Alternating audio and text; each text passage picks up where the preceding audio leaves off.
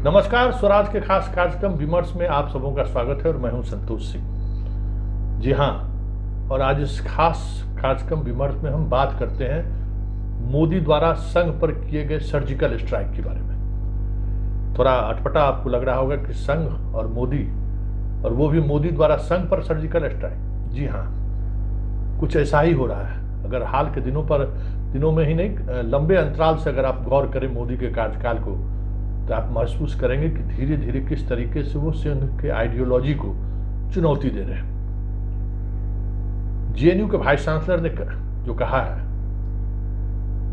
ब्राह्मण को लेकर, मतलब कोई देवता ब्राह्मण नहीं थे, मनुस्मृति को लेकर, वो पूरी संघ के आइडियोलॉजी के विपरीत है। क्या ये आप कह सकते हैं कि ये सब कुछ अचानक है, संयोग है? कह सकते हैं नहीं, संयोग नहीं, एक प्रयोग है। और अगर आप मोदी के पूरे कार्यकाल पर गौर करें तो आप देखेंगे कि एक एक ऐसे पावर सेंटर को उन्होंने ध्वस्त किया है जो आने वाले समय में मोदी को कभी भी चुनौती दे सकते हैं। शुरुआत उन्होंने किया मार्गदर्शक मंडल में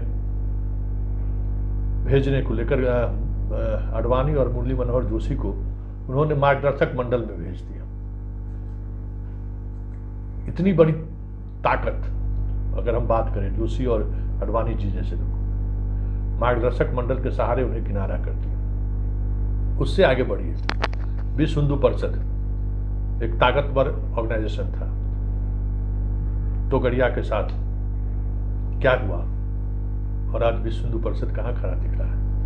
वो संगठन पूरी तरह से ध्वस्त। उससे आगे आप बढ़िए तो अब निशाने पर संघ है। संघ ही एक ऐसा संगठन है जो कहीं न कहीं मोदी के मनमर्जी को, या मोदी का जो एक हिंदुत्व को लेकर जो सबल्टर्न विचार चल रहा है मोदी के अंदर, वो संघ ही है जो चुनौती दे रहा है। हालांकि मोदी गुजरात में संघ और विश्व हिंदू परिषद को पूरी तौर पे दरकिनार करके शासन किया, ये सब लोग जानते हैं, लेकिन राष्ट्रीय स्तर पर इनकी ये कोशिश हाल के दिनों में काफी तेज हुई है।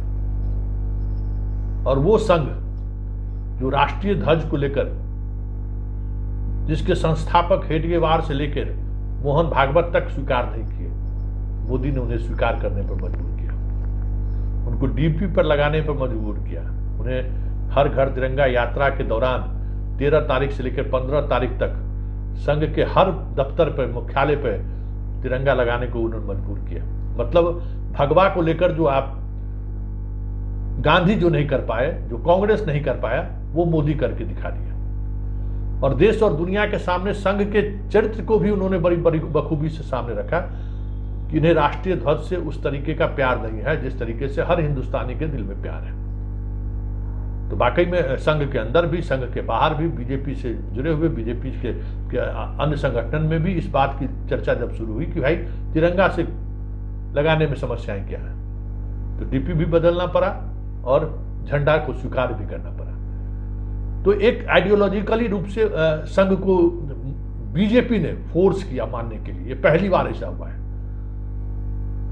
100 साल संघ के पूरे होने वाले हैं, पहली बार ऐसा हुआ है कि बीजेपी के किसी कार्यक्रम को संघ मानने पर मजबूर हुआ है।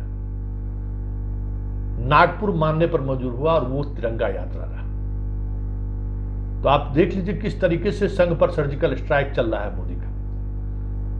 गोधरा में हाल में बिल्किस बानो मामले में जो इनको छोड़ा गया है, गोधरा के विधायक ने क्या कहा कि ब्राह्मण क्राइम किया कि नहीं किया हमको पता नहीं है, लेकिन क्राइम के बारे में क्या कोई इंटेंशन भी हो सकता है ना, कि जो भूतकाल की जो कार्यवाही है, उसके फैमिली के मेंबर के जो कोई एक्टिविटी है वो बहुत अच्छी थी, ब्राह्मण लोग थे, और वैसे भी ब्राह्मण के जो कुछ है उसके संस्कार भी बड़ा अच्छा था।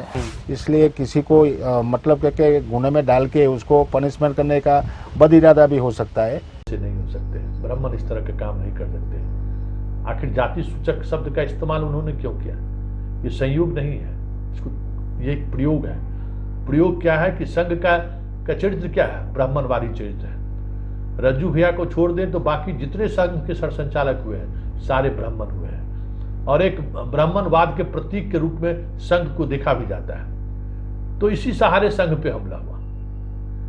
बात यहीं खत्म नहीं हुई, बात नितिन गडकरी जो कहा जाता है कि मोहन भागवत के दत्तक पुत्र हैं। दोनों का आवास, संघ मुख्यालय और नितिन गडकरी का आवास सिर्फ एक बाउंड्री है बीच में। संघ से कैसा रिश्ता रहा है नितिन गडकरी का, किसी से छुपा नहीं है। और नितिन गडकरी को जिस तरीके से बीजेपी के सबसे बड़ी बॉडी, महत्वपूर्ण बॉडी से बाहर निकाला गया, क्या आपको लगता नहीं कि संघ को यह सीधे सीधे तौर पे मोदी की चुनौती है?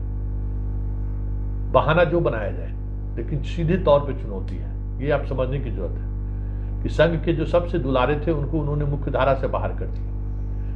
किसी दिन ईडी और सीबीआई के उनके घर छापा हो जाए तो ये भी कोई बड़ी बात नहीं है। इस तरीके से चीजें आगे बढ़ रही हैं। और अंत में जो आप जेएनयू की वाइस चांसलर ने जो कही है कि कोई भी देवता ब्राह्मण नहीं थे, मनुस्मृति की जो व्याख्या उन्होंने की है वो सीधे सीधे तौर पर संघ का जो आइडियोलॉजी रहा है, हिंदुत्व का जो आइडियोलॉजी रहा है, उसको चुनौती है।